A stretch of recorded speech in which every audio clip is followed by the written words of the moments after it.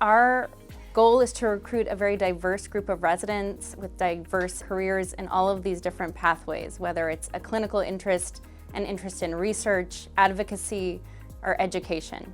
Our residents rotate through 3 unique clinical sites that really give them a breadth and depth of exposure to the field of neurology and to the humanity that's here in LA.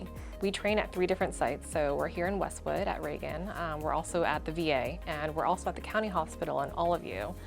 So it exposes you to different kinds of patient populations, different kinds of pathologies, and really 3 different EMRs as well. As early as the PGY2 year, you're getting exposed to a whole range of different subspecialties, rotating through different clinics in all subspecialties of neurology. And by doing that, we get very early exposure to the different subspecialties and get a sense of, is this something I see myself doing long term? Is this something I like? And just getting a sense of how different types of clinics run. Graduates of our program typically end up in top-tier fellowships of their subspecialty, and many go on to academic careers. We also have a great track record for productivity of our residents during residency. At the recent AAN annual meeting, we had several of our residents present their work at poster sessions, and it's really great to see their careers grow. We match extremely well for fellowship. Everyone gets usually their top choice. Our attendings are so helpful, not only as a testament to how great the fellowships here run, but a lot of our residents and fellows choose to stay as attendings. A lot of our attendings are former UCLA grads, and it really goes to show that they love it here and they don't want to leave. If you come to train with us here at UCLA Neurology, you'll be among one of the top neurology departments in the country. And this affords you the opportunity to get mentorship and experiences that you might not have at other programs. I think the faculty are so involved, especially particular ones that we've really bonded with. They've been really instrumental in every step of my career decision, in deciding what specialty I'll go into, career trajectories. At some point, it becomes less like faculty resident and really like a mentor. We do have lots of renowned and leaders in different subspecialties in the field, and a lot of attendings here at UCLA are actually in the forefront of different neurologic specialties, writing guidelines that we adhere to in the hospital, and it's just a very exciting place to be for that reason. We really emphasize the importance of mentorship and also sponsorship of our residents during their training here. We also provide peer mentorship by what we call our resident families, where residents from different years of training are grouped together to provide each other with peer support and advice. They also have a faculty mentor whose role it is to help support and guide them through each stage of their training. Here at UCLA, we have the privilege of being in one of the largest cities in the country and one of the most diverse cities in the country. And Los Angeles itself has a lot to offer. And outside of work, we know you also have a life, and LA is a great place to explore and enrich that life through your hobbies and interests. The residents do a lot of activities together outside the hospital, whether it be celebrating some sort of holiday or going to the beach, going hiking. We really like to spend time together outside the hospital as well. We're all very close. Every year I like to host a pumpkin carving on Halloween. Last year, one of my co-residents, Nan, hosted a dumpling making dinner for Chinese New Year. It's very much graduated independence. You are never alone as a new PGY2 for the entire year, actually. You'll always have backup assigned to you. The culture is always that you are supposed to call your backup because we want to be there. We don't want there to be a culture of you feel guilty calling or waking someone up, but because it's expected, we're there for you. We know it's hard. And I think the community of the program is really one of the stronger parts. I think that it's really such a family. My best friends are my co-residents, and it's really made the transition of residency and moving to a new city so much easier. Having trained here myself in our residency program, applicants often ask me why I chose UCLA. And I remember very well being in their shoes as a fourth-year medical student on the interview trail. And at the end of the day, for me, it really came down to the people here. I realized that at every top program I interviewed at, I was going to get an opportunity for strong clinical training and explore research experiences, but what really set UCLA aside were the people that I met.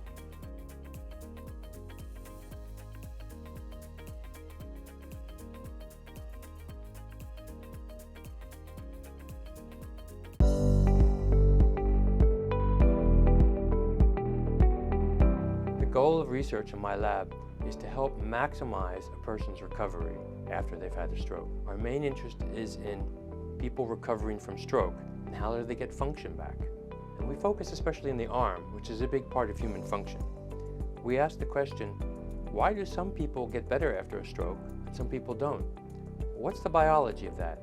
What's going on in the brain when somebody does or doesn't regain control of arm movement after stroke?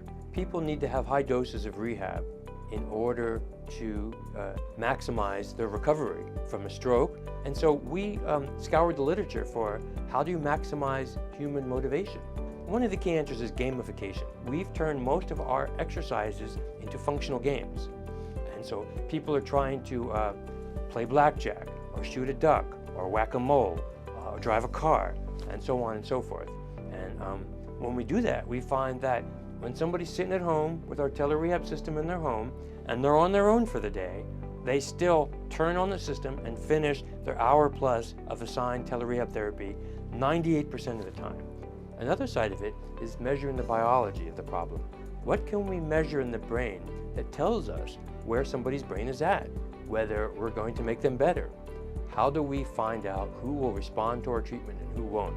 And that involves an array of imaging and physiology and genetic tests, trying to figure out what's going on in the brain, so whether these new recovery-based treatments are going to help or not.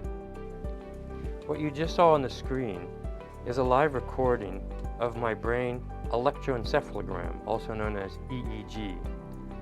On my head sits a cap with 256 leads, or little microphones. Each microphone, each one of these, is recording the electricity that comes out of my brain in real time.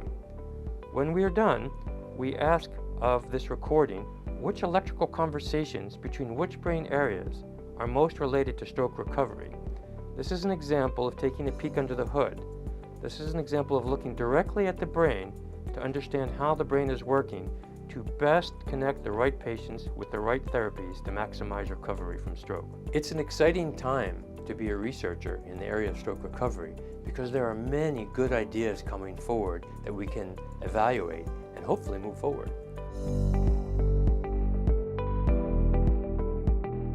The overall goal of my lab is to take observations that we know are true in MS patients and try to understand them at the laboratory level to figure out why certain things happen, why females are more susceptible than males are, why males tend to do worse, why aging is bad for MS. So there are a lot of things we know clinically.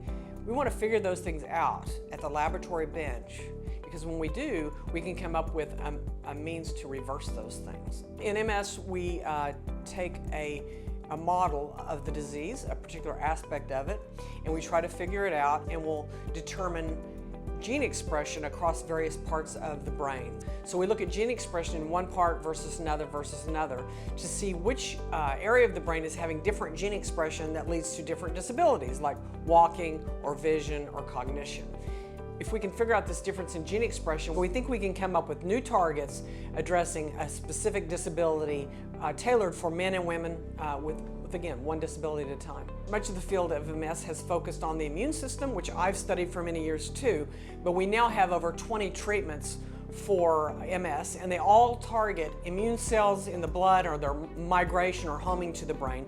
So what we're doing at UCLA is we're actually focusing on the brain. We base everything we do on clinical observations. I don't want to study something that's not relevant to the MS patient, the human condition. We're just not going to do that. So we always base what we do on the things I see in the clinic, we know that are true in patients. I think it's an extremely hopeful time. You know why? Because the best measure of what will happen is what has happened.